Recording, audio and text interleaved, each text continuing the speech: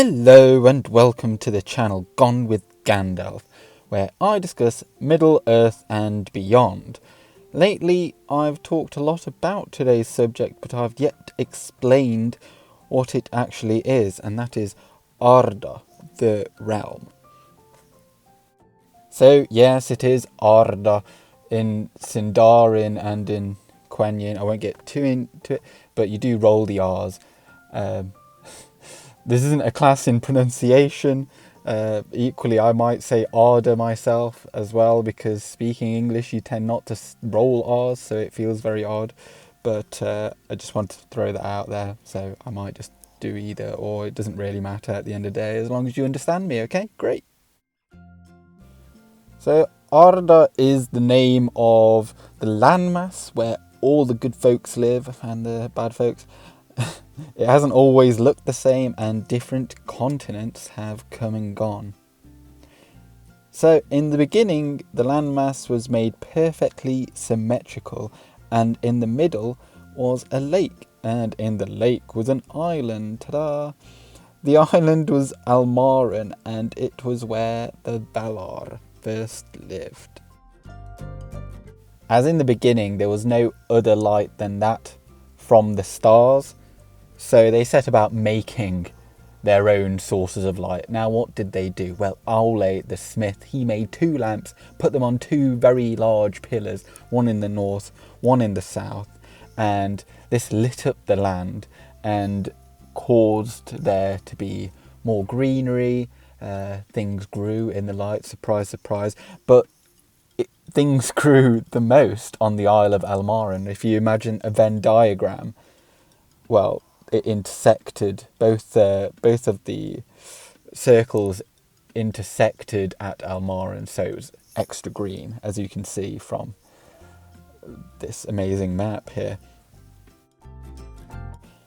Melkor, on the other hand, he snuck back into Arda and delved holes in Utumno in the north.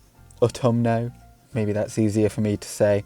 And what he proposed to do there was to take out the pillars and destroy the lamps of Ormal and Iluin. So basically he went and destroyed he did just that. He destroyed the pillars. And when the Jenga pile collapsed, it destroyed the land and ruined all the hard work that the rest of the Valar had put in to creating this paradise. So now then, the Valar, after this cataclysmic event, moved to the west to Aman, the only real bit of land that was now it was the most closely resembling of the world as it was in its perfect form and was not defiled by Melkor. So they moved over there and they constructed very high peaks, very high mountains, the Pelori, and they were designed to defend the realm from Melkor. And these were the highest peaks in the land, in the world. And in one of these, if you remember, on the peak of Taniquetil, the tallest mountain of these is where Manwë and Barda both lived. However, once again, there are sad times because it is dark and there is no light by definition. So Yavanna and Nienna, they hatch a plan to sing to some saplings, and then 2 of these saplings grow into 2 trees. One of the trees is called Telperion, and that gives off silver light, and the other was Laurelin, and that gives off golden light.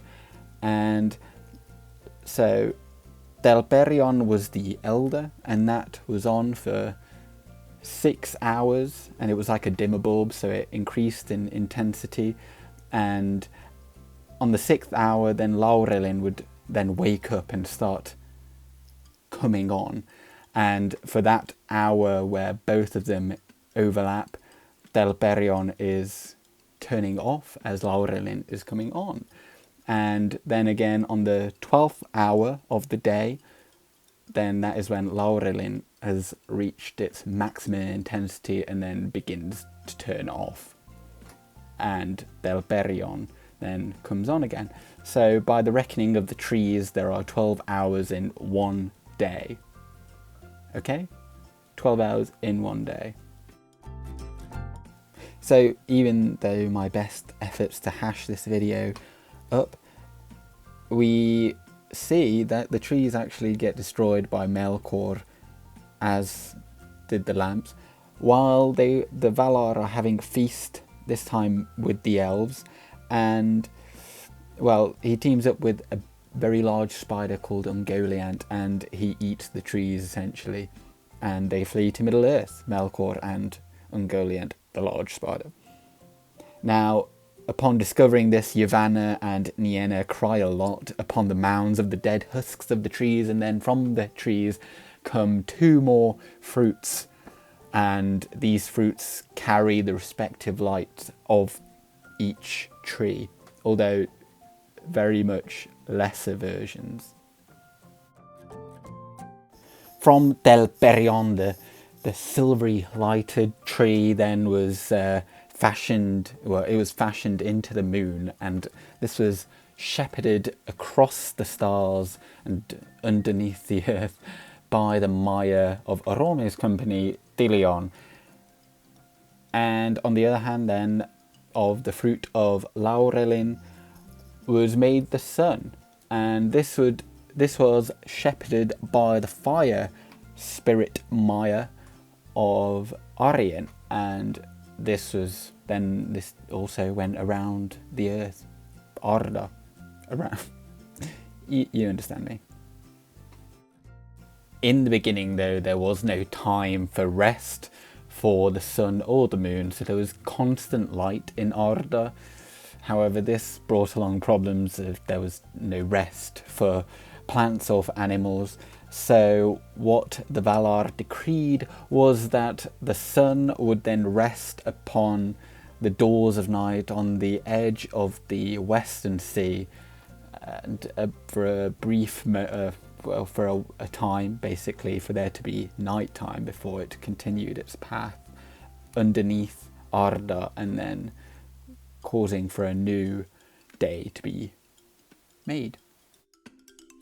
Also, a nice point is that with the coming of the sun, the first sunrise, it was also when the men awoke in far away Hildorian in the very east of Middle-earth, and the sun actually only arose after the moon had passed 7 times around Arda. So there was a bit of a time period there, and as the moon first arose, that was when Thingolfin was just making his way into Middle Earth. So you can put that into your timeline of with the events of Middle Earth, if you like.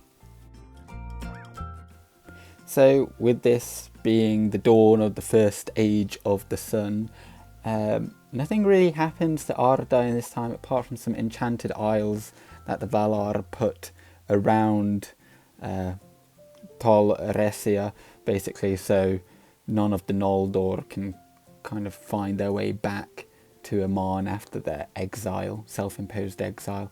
So kind of leave it there, but then at the end of the first age, when there's the War of Wrath, basically the Valar defeat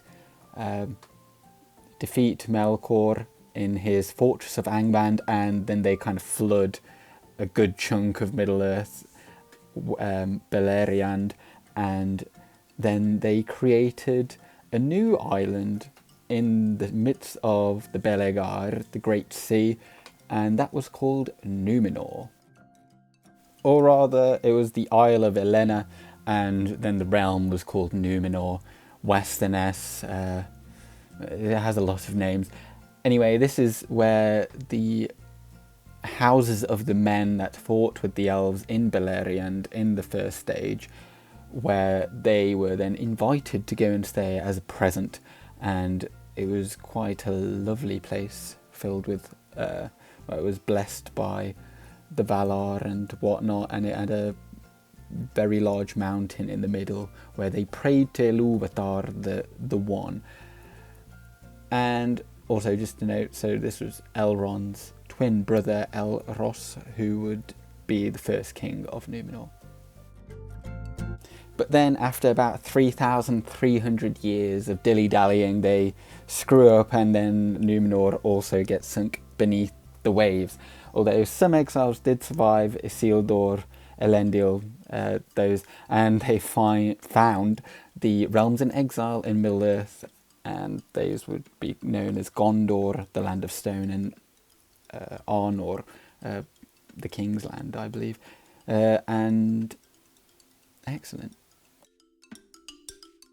Although it's not really excellent, because actually with the sinking of Númenor, Eru Ilúvatar changes the formation of the world and actually makes it into a sphere, into a globe. So yes, up until this point it was a flat earth. And this was to remove all temptation from the men to actually be able... So you can't get to the realm of the deathless, to Aman, unless you know the path of the straight road. And this is like a journey on an escalator into heaven that only the elves know. So they can still get there, but no one else can, apart from a few very select members of other races.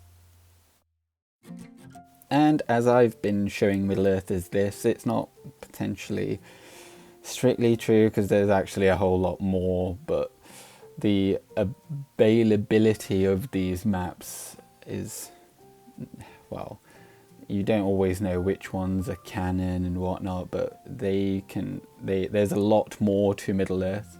But the ones that the maps of which you usually see are only of those parts that concern Lord of the Rings, so they only really go as far east as the Sea of Rhûn and as south as Umbar, and that's kind of it. So everything else, yes, it might be there, but I'd rather not put it into this video. Okay, well, this has been a very long-winded approach to explaining what is Arda, but I tried to get it as condensed as I possibly could for those that wanted a bit more of an insight into what it is. But yeah, I'll try and make another video a bit sooner than this one. I'm not entirely sure what I'll do it on, but this has been Gone with Gandalf. Good day.